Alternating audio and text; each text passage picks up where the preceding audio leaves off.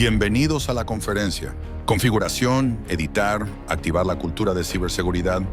Presento a la ponente. Neda Bertetti es abogada por la Universidad Nacional de Córdoba, especializada en ciberseguridad, protección de datos e inteligencia artificial. Posee formación en la Universidad de Salamanca, la Universidad de Buenos Aires y múltiples certificaciones. Asesora en la Policía de la Provincia de Córdoba en tecnología y seguridad de la información. Promueve la concientización digital desde un enfoque cercano y accesible. Una vez más, bienvenidos. Primero, vamos a comenzar con una anécdota personal. Cuando tenía 13 años, es decir, hace 17 años atrás, jugaba a Pet Society en Facebook. Seguro muchos de ustedes se estén acordando de este juego y les esté dando algo de nostalgia. Le dedicaba muchísimo tiempo a mantener viva a esta mascota virtual. Le tenía que dar de comer, que haga ejercicio, vestirla, decorarle la casa, entre otras cosas. Un día, un usuario que estaba por el nivel 100, una locura, el nivel 100, se comunica conmigo, me habla y me dice, si me das tu usuario y contraseña, te subo a mi mismo nivel con un truco que sé. Y yo nunca creí tanto en la magia como ese día. ¿Y qué hice? Obviamente le di mi usuario y mi contraseña. Sí, siempre triunfando. Y así tal cual quedó mi mascota virtual.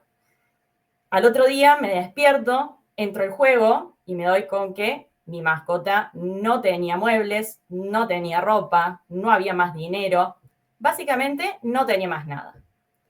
Ese día, esa niña de 13 años se sintió muy triste, avergonzada, traicionada, desconfiada y preocupada. Por suerte, solo fue eso. Pero hoy en día, como abogada especialista en ciberseguridad, veo que todas esas sensaciones que tuvo esa niña de 13 años es lo que le sucede, lo que sienten las personas luego de sufrir un ciberincidente, luego de ser víctimas de un ciberdelito. Esa traición a la confianza, esa tristeza, la ansiedad, el estrés, las consecuencias físicas, las consecuencias laborales, las consecuencias a nivel familiar, a nivel social. Por eso hoy quiero hablarles de esta configuración por defecto. Siempre, cuando hablamos de la seguridad de nuestra casa, queremos las mejores puertas, las mejores cerraduras. ¿Por qué? Porque en nuestra casa hacemos nuestro proyecto de vida. En nuestra casa criamos a nuestros hijos. En nuestra casa tenemos nuestras conversaciones más íntimas. En nuestra casa guardamos los objetos de mayor valor. Y ahora yo les consulto, ¿por qué no hacemos lo mismo con las contraseñas? Detrás de las contraseñas están nuestras cuentas bancarias. Detrás de nuestras contraseñas están nuestras fotos y videos más íntimos. Detrás de nuestras contraseñas está lo que vamos a hacer o hacemos el día a día con nuestra vida, con nuestros hijos, nuestros planes a futuro. Yo les consulto, ¿le darían la llave de su casa a un desconocido? ¿Le contarías a un extraño dónde vivís y en qué horarios no te encontrás en tu casa? Y permíteme decírtelo, si alguna vez subiste un video o una foto en el aeropuerto diciendo vacaciones o en un restaurante, por ejemplo, disfrutando de una comida, permíteme decir que le dijiste a alguien que no te encontrabas en tu casa en ese horario y en ese momento. Por eso, hoy quiero decirles que esa es nuestra configuración por defecto y los quiero invitar realmente a editarla. El 95% de los ciberincidentes tienen su origen en decisiones humanas. No se trata de cuestiones técnicas, sino en la falta de conocimiento que tenemos, en el exceso de confianza, en la distracción que nos rodea, en la ingenuidad, en ser humanos. Entonces, yo me pregunto, ¿realmente no nos importa ponernos en peligro? ¿O en realidad nunca nadie nos explicó cómo funciona el ecosistema digital y cuáles pueden ser las consecuencias de una mala decisión? de un mal clic dado, de una información o de varias informaciones brindadas. Planteo 4 ejes. El primero es el cuidado propio y del entorno. Los invito a que piensen cuál fue la última foto que subieron a alguna de sus redes sociales. Puede ser de ustedes solos, en algún lugar, puede ser en un restaurante, comiendo algo, puede ser junto a algún ser querido, sus hijos, sus papás, su abuelo, algún familiar. Para ustedes es compartir, para todos nosotros, subir esa foto, es meramente compartir un momento de amor y de felicidad con otros, que son nuestros contactos y que creemos que conocemos a todos. Pero para un delincuente, esto es un tesoro de información. Una sola imagen es un tesoro de información. Información que puede ser el inicio, por ejemplo, de una estafa. Y cuando uno habla de ciberdelitos y habla de las estafas, lo primero que se le viene a la gente es el dinero, la consecuencia económica. Ahora, esta consecuencia económica es mucho más que eso. Cuando a mí me roban dinero, no es solo esa falta de dinero, sino las noches que no puedo dormir, el tiempo que paso pensando en por qué hice lo que hice, el tiempo en que me avergüenzo, siento vergüenza, siento miedo que me vuelva a pasar, la desconfianza, el temor que me genera, todas las consecuencias psicológicas que me generan, consecuencias psicológicas que tienen su reflejo también en consecuencias físicas, consecuencias en el bolsillo, psicológicas y físicas, que se traducen a nivel familiar, que se traducen a nivel laboral, que se traducen a nivel social. Quise citar tanto lo que sintió una víctima como las declaraciones de un estafador. En cuanto a la víctima, Valerie, una mujer de 73 años, ¿sí?, pensando que ayudaba a su hijo, le transfirió a un delincuente 2.000 libras. Pero lo que ella dijo fue: probablemente nunca superaré la sensación de humillación y vergüenza por haber sido estafada tan fácilmente cuando creía que era demasiado inteligente para que me engañaran de esta manera. Fíjense que la víctima no hace hincapié en el dinero perdido, sino en la sensación de humillación y vergüenza que sintió. El momento en que uno tiene que contarle a otro, entender lo que hizo. Por el otro lado, el estafador. Alexander Wood, ¿sí?, fue un hombre que realizó cientos de fraudes, pero que solo fue procesado por 3. Y él dijo: solo fui procesado por 3 fraudes, 3 víctimas, cuando realicé cientos. Y de esas 3, una sufrió un derrame cerebral. Me da miedo pensar. Acá podemos ver cómo las consecuencias van más allá de lo económico. Son consecuencias psicológicas, son consecuencias físicas, laborales, familiares, sociales. Por eso, pongo como segundo eje la educación como condición para el diálogo. Hace poco tiempo, en Argentina, una madre descubrió que su hijo estaba siendo manipulado por un adulto para enviar fotos íntimas a cambio de 3.000 pesos, la módica suma de 3.000 pesos. No solo este menor enviaba estas fotos a este adulto, sino que también esa persona le enviaba fotos al menor, fotos propias, mostrándole las poses que debía hacer, y también le ofrecía mayor cantidad de dinero. Lo que enciende la alerta de la madre es ver en los chats de su hijo la palabra pack. Una simple palabra como pack, que para cierta generación es una palabra totalmente desconocida, pero para los chicos de hoy es un término cotidiano, común.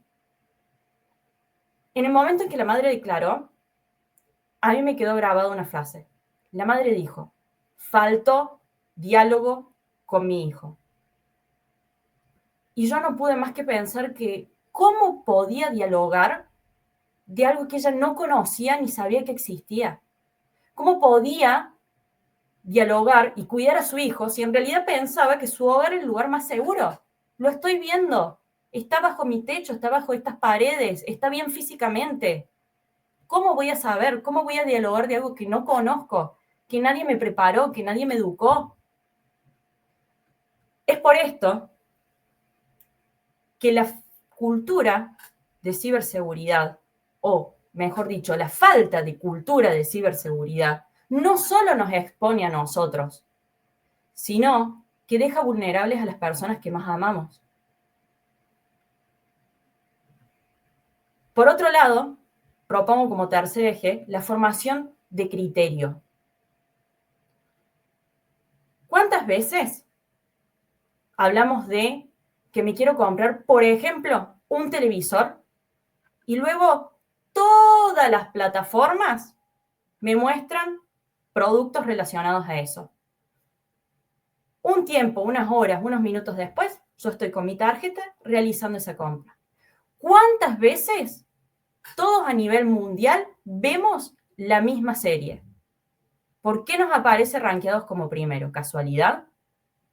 ¿Cuántas veces me cruzo con noticias en redes sociales cuyo titular me causan tanta indignación que ni siquiera veo su contenido y las comparto sin más? ¿Esas decisiones son conscientes? ¿Son mías? ¿Son propias? ¿O hay un hilo invisible que nos guía y empieza a tomar decisiones por nosotros? Este hilo invisible, ¿sí?, es el algoritmo. Los algoritmos están hechos para conocernos mejor que nosotros mismos y para moldear, ¿sí?, para condicionar nuestras emociones y decisiones. Entonces yo les consulto, ¿advirtieron el momento en que dejaron de ser ustedes los conductores y se convirtieron en pasajeros? Por otro lado, también, en cuanto a lo que se refiere a la formación de criterio, el criterio, el pensamiento crítico es lo que nos dice frena, para ante una estafa, por ejemplo. Nos permite estar educados, el pensamiento crítico nos permite, y la cultura en ciberseguridad nos permite educarnos para poder protegernos y saber cuál es el modus operandi, por ejemplo, de una estafa. El desarrollo del pensamiento crítico nos dice, pensá, ¿esto que te están diciendo es verdad? ¿Esta persona que se está comunicando con vos es quien dice ser? Y por último, la cultura en ciberseguridad, la falta de cultura en ciberseguridad, su ausencia, profundiza las brechas. No solo que profundiza las brechas, sino que crea nuevas brechas. Hay una brecha que es la más conocida, la que figura en las estadísticas, y es que todavía existen personas que no tienen accesos a dispositivos o a Internet o a un buen servicio del mismo. Pero hay una brecha que es silenciosa, es peligrosa y nos atraviesa a todos, a cada uno de nosotros, y es la falta de cultura de ciberseguridad. Ahora, sí, nos atraviesa a todos, pero no de la misma forma.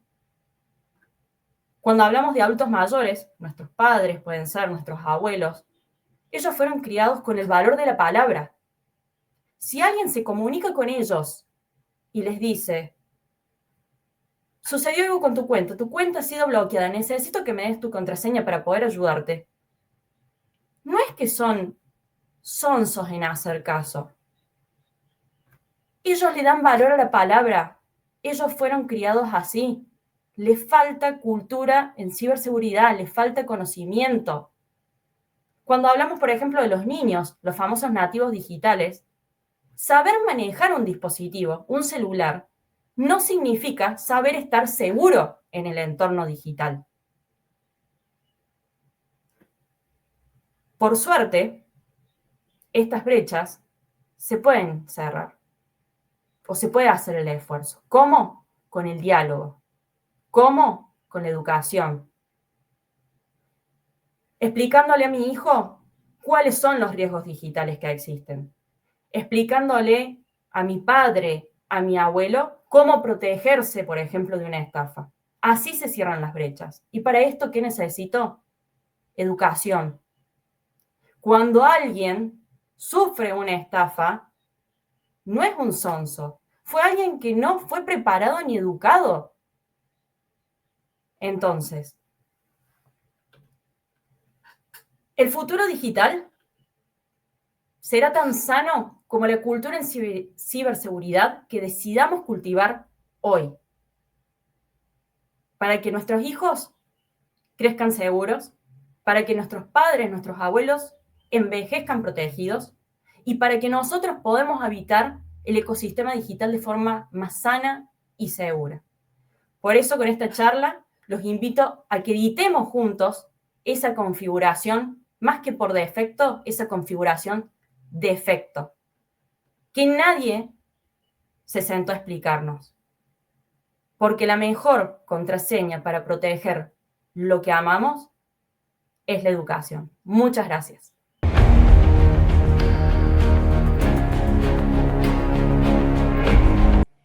Hola Neda, muchísimas gracias por compartir este tema. Antes, primero que nada, invito a todos los que nos están viendo o escuchando que pues está el chat abierto para cualquier duda o comentario, pues Neda lo pueda resolver ahorita en vivo. Antes de comenzar con las que ya están en el chat, igual una pregunta personal, ¿cuál es el error más común que cometemos en nuestra vida digital sin darnos cuenta? Bueno, buenos días a todos. El error, lo más humano, yo diría que lo más humano que tenemos, como es la necesidad de vincularnos, el compartir nuestra vida con otros, confiar en el otro y el pensar, a mí no me va a pasar, que es algo muy humano, paradójicamente, ¿sí? Es lo que más nos expone en el mundo digital. Por eso, muchas veces desde la ciberseguridad se dice que la persona, ¿sí?, es el eslabón más débil. Yo ahí disiento, sinceramente, porque yo creo que en realidad somos la primer barrera de defensa. Esa es la importancia que tenemos nosotros. Somos la primer barrera de defensa. Somos los que quienes día a día permiten o no que ingresen los ciberdelincuentes. Somos quienes decidimos navegar o ser navegados. Por eso y creo que si tengo que hablar de un error común, es el creer que el mundo digital es neutro, ¿sí? Que todo lo que hacemos, lo que vemos, lo que escuchamos, no tiene consecuencias, cuando en realidad cada clic que hacemos nos moldea, tanto por el contenido que elegimos ver o no, y qué lleva atrás ese contenido, como un clic que puede dar lugar a que ingrese un ciberdelincuente. Entonces, yo creo que la transformación, ¿sí?, va a estar siempre dada cuando dejemos de utilizar la tecnología de forma automatizada y lo hagamos a partir del conocimiento, del criterio, de la educación. Porque la seguridad en realidad nunca se va a lograr a través del miedo o de la desconfianza, sino que la vamos a lograr educándonos, justamente, formando, empoderando a las personas para que puedan habitar en un mundo digital mucho más sano y seguro. Muchas gracias, Neda. Para continuar aquí, Sigifredo comenta, ¿qué papel cree que deberían de tener los profesionales de la salud mental en la prevención y atención de este tipo de incidentes? Bueno, Sigifredo, me parece una excelente pregunta. Me parece que hay que ponerlo sobre la mesa, la necesidad del acompañamiento de los profesionales de la salud mental, tanto de forma preventiva como de forma reactiva, se podría decir, luego de que suceda un hecho. Creo que muchas profesiones hoy en realidad se vuelven transversales a la ciberseguridad, salud mental, la parte legal, obviamente la parte técnica, también la parte de marketing y comunicación, pero la salud mental es pilar transversal y esencial en esto de la construcción de la ciberseguridad, sin dudas. Aquí también tenemos una pregunta de Carlos. ¿Cómo puedo cuidar la seguridad digital de mis hijos sin invadir demasiado su privacidad ni limitar su autonomía en línea? Bien, excelente pregunta, Carlos.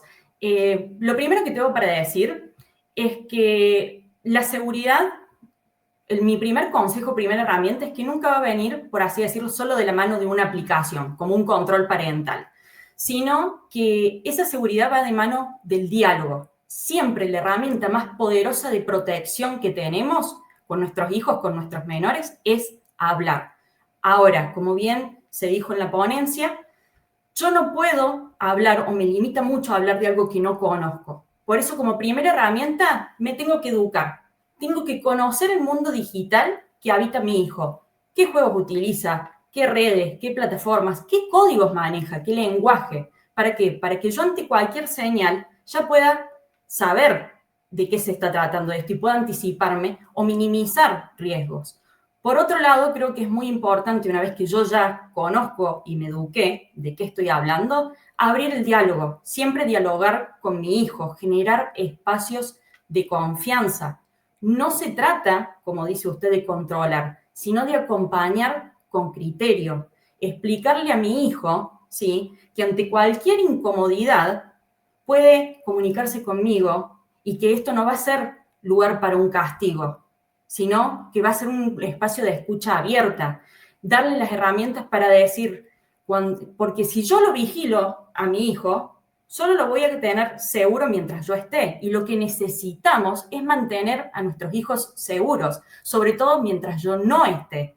El diálogo me va a permitir dotarlos de esas herramientas para que él ante cualquier diálogo incómodo pueda desconectarse, dejar de hablar y venir hacia mí a comunicarme lo que le pasa.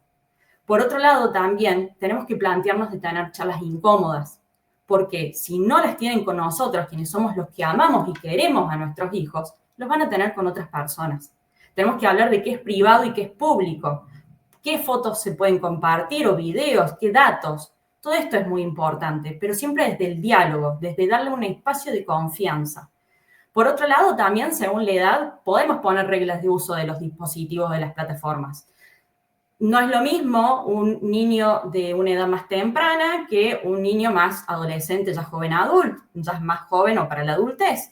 Estamos hablando de utilizar, por ejemplo, plataformas de control parental en la que podamos ver el tiempo de pantalla, dónde puede acceder. No es lo mismo que nuestros hijos en cierta edad temprana utilicen los dispositivos, por ejemplo, solos en su cuarto, que en un lugar de espacio común, en determinadas horas. Y por último, también tenemos que ser el ejemplo, porque nuestros menores, nuestros hijos, aprenden mucho más de lo que hacemos que lo que decimos. Muchas gracias, Neda. Aquí hay otra pregunta de Francisco. Bueno, antes Matías comenta muy buena charla, Micaela también, siempre es un placer escuchar a la doctora Bertetti. Francisco pregunta, ¿qué hacer cuando a familiares mayores se les ha explicado en reiteradas ocasiones la parte de la ciberseguridad y sin embargo, y a pesar de ello, siguen cayendo en estafas? Bien, yo creo que primero tenemos que comprender que nuestros adultos mayores se criaron en un mundo en el que la palabra tenía muchísimo valor, muchísimo valor. Segundo, que es un mundo en el que ellos se están adecuando y muchas veces obligatoriamente, porque sí o sí tienen que pagar su servicio de forma virtual, etc. Entonces, primero yo creo que es la paciencia, la comprensión y el diálogo. ¿Qué puedo yo decir de mi lado? Bueno, esto, nos sentemos a charlar, mostrarles ejemplos. Mira, esto le pasó a esta persona, de esta forma. Y por otro lado, por ejemplo, también podemos poner un referente tecnológico, ¿sí? ¿Qué es este referente tecnológico que yo propongo? Cuando a ellos les llega una oferta, cuando a ellos les llega lo que sea que les cause urgencia o conmoción, se le puedan preguntar ese referente tecnológico familiar y encuentren ahí la confianza y la explicación que necesitan. Pero yo creo que todo es desde el diálogo y desde la ejemplificación. Poner, sí, en diálogo y con ejemplos lo que sucede. Y paciencia. Ya para finalizar, igual si nos pudieras compartir, ¿qué medidas se pueden tomar para estar más seguros? Bueno, yo creo que acá todos, o la gran mayoría, esperan esa lista de, bueno, contraseñas fuertes, que no se repitan, el doble factor de autenticación, actualizar las aplicaciones y nuestros dispositivos, y sí, obvio que, y puedo seguir enumerando, obvio que estas medidas técnicas son importantes y son esenciales. Pero si yo a las personas, y esta charla no es técnica, por eso me refiero así, si yo no les explico el por qué son importantes estas medidas técnicas, probablemente ni siquiera las apliquen. El ser humano, nosotros somos historia y siempre buscamos el por qué a las cosas. Y eso fue lo que nos hizo evolucionar y creo que es lo que tenemos que recuperar frente a la tecnología. Entonces, ¿por qué me tienen que importar estas medidas técnicas como usar una contraseña fuerte o poner un doble factor de autenticación? Me tienen que importar porque, por ejemplo, si yo en mi cuenta tengo dinero, en mi cuenta de banco tengo dinero, ese dinero en realidad se traduce en el alquiler de mi hogar, en la comida que necesito para poder vivir, en el pago del colegio de mis hijos. Y si ese dinero es robado, no solo voy a tener una consecuencia económica, sino que también me va a producir o me puede llegar a producir miedo, ansiedad, tristeza. También eso puede tener consecuencias físicas, laborales, familiares. Si yo no le presto importancia a esa contraseña o a ese doble factor o a esa autenticación o a esa actualización, digamos, de los dispositivos, mis chats, por ejemplo, guardan información sumamente sensible e íntima, como mis fotos y videos. Es por ello, ahí radica la importancia de estas medidas técnicas, radica en cuidar, ¿sí?, nuestra libertad, nuestra identidad y a nuestros seres más queridos. En esa radica la importancia. Y una vez que hacemos propia, ¿sí?, el por qué es importante, estas medidas dejan de ser una serie de reglas técnicas aburridas en una forma de pensamiento. Además de esto, para cerrar, también puedo decir que otras medidas de seguridad, como ya dije, es educarnos. ¿Qué estafas existen? ¿Qué configuración puedo poner que a mí me ayude a defenderme aún más? ¿Por qué es aislado, es aleatorio el hecho de que cuando digo voy a ver 3 videos o 3 reels, termino horas detrás de videos? O cuando nunca tuve la necesidad de comprar algo, de repente estoy sacando la tarjeta y comprándolo. Educarnos, dialogar, generar espacios de confianza, reducir la información que compartimos. Los invito a que después de esta charla vayan a sus dispositivos y distintas plataformas a configuración, seguridad o configuración, privacidad y vean la cantidad de configuraciones que podemos poner para estar más seguros. Exploren. Y por último, como última medida de seguridad también, volver a recuperar nuestra atención y nuestra autonomía de la decisión. ¿Cómo? Por ejemplo, sacar notificaciones que sean innecesarias. ¿Es necesario que determinada plataforma de comidas nos estén mandando todo el tiempo notificaciones? ¿Es necesario tener activadas también las notificaciones, por ejemplo, de cierta ropa? Poner la configuración del tiempo en pantalla para ser más conscientes y poder recuperar nuestra atención y nuestra autonomía de la decisión. ¿Para qué? Para darle más lugar a nuestros seres queridos, poder leer ese libro que más nos gusta y volver a centrarnos también en nosotros desde el cuidado, el criterio y la empatía. Muchísimas gracias, Neda, y a todos los que están conectados por acompañarnos el día de hoy. Aquí en pantalla les vamos a dejar sus redes sociales para quien quiera continuar la conversación, pueda conectar y cualquier duda, pues ya directamente con la doctora Neda.